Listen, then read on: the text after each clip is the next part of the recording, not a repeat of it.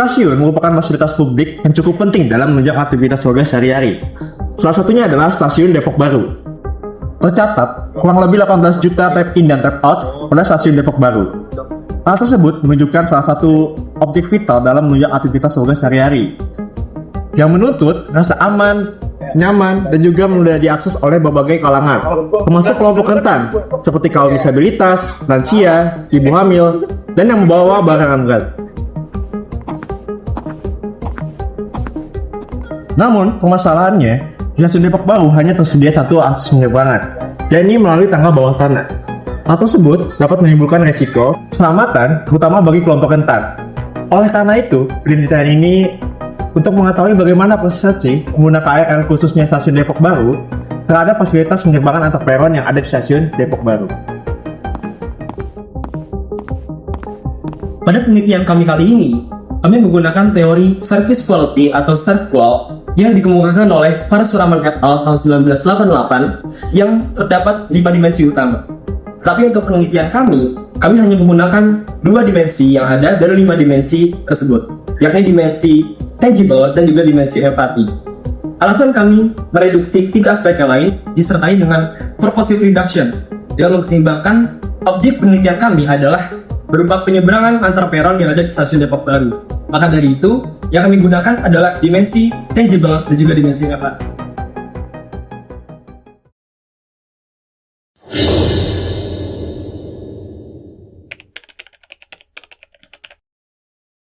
Mungkin keramik ada yang rusak-rusak sedikit aja.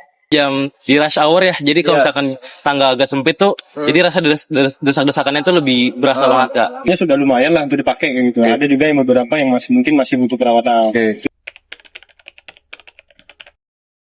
Sudah baik sih, pernah juga semalam soalnya tapi masih terang kalau di bawah. Kan saya nggak pernah ya, soalnya pergi pagi pulang sore, jadi nggak ngalamin malam. Ya.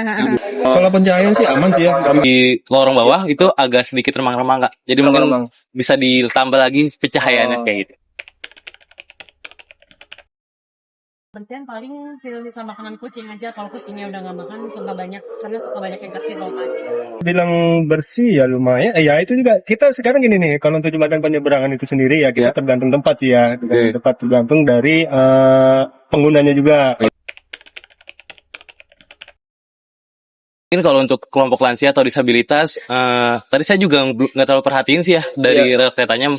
Setahu saya di Pondok Ranji itu untuk disabilitas atau lansia dia ada di penyeberangannya itu dikhususkan kak. Jadi untuk disabilitas bisa langsung nyebrang aja tanpa lewat tangga. Nah kalau di sini tadi saya nggak lihat ada untuk penyeberangannya itu. Kalau yang usia lanjut kayaknya kurang nih, kayak saya nih. Nih di Depok untuk disabilitas atau buat lansia itu masih kurang ramah sih juga.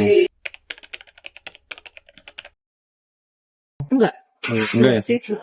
Oh untuk terpeleset atau kejadian hal yang semacamnya itu alhamdulillah belum ada sih kak. Cuman kalau saya ngelihat sendiri ada. Pasti ada orang-orang lain Pak. Kalau menurut saya belum. Ya. Apalagi buat disabilitas sama lansia ya. Karena Kurang sih di bagian itunya. Masih seumur segini masih bisa lah. Nanti kalau yang ada yang hampir 60 gitu, mungkin ya harus pakai lift, iya sih betul. tangga jalan, eskalator gitu. Nah, dibantu juga sih banyak. Itu masih dibantu banget sama petugasnya sih, Kak. Turun naik tangga. Kalau misalnya fasilitas pertama sih, yang pertama lift dulu. Mungkin ya harus pakai lift, Iya sih betul. tangga jalan, eskalator gitu. Jadi kayak ada jalur khusus gitu untuk penyandang disabilitas. Setidaknya buat jalan yang lebih memudahkan untuk disabilitas sama yang khusus. lansia.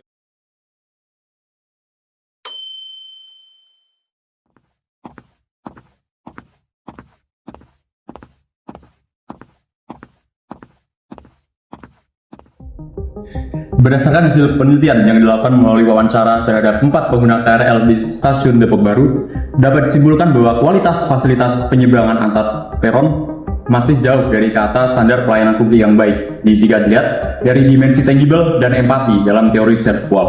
Jika ditinjau dari sisi tangible, fasilitas menunjukkan kondisi yang cukup layak jika dinilai dari sisi kebersihan dan juga kondisi dasar fisik tangga. Namun, terdapat kelemahan yang sangat signifikan jika dilihat dari kapasitasnya pada saat jam sibuk, serta kurangnya fasilitas alternatif seperti misalnya lift atau jalan khusus bagi kelompok rentan.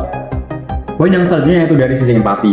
Jika dari sisi empati, desain dan juga pengelolaan fasilitas yang ada belum mencerminkan stasiun Depok Baru dapat inklusif dipakai oleh semua pihak, terutama dari kelompok yang rentan seperti misalnya lansia, ibu yang membawa anak, serta kelompok difabel.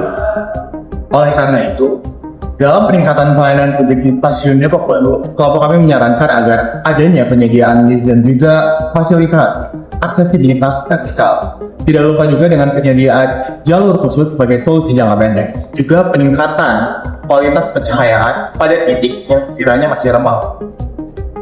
Kelompok kami juga menyarankan agar adanya penambahan material anti-slip pada permukaan anak tangga dalam penyeberangan antar peron di stasiun Depok Baru. Serta adanya juga peningkatan perhatian dan juga prioritas pada kelompok-kelompok rentan seperti lansia, ibu hamil, dan juga penyandang disabilitas. Serta yang terakhir, tidak lupa dengan adanya evaluasi berkala pada kapasitas fasilitas di jam-jam sibuk di stasiun Depok Baru.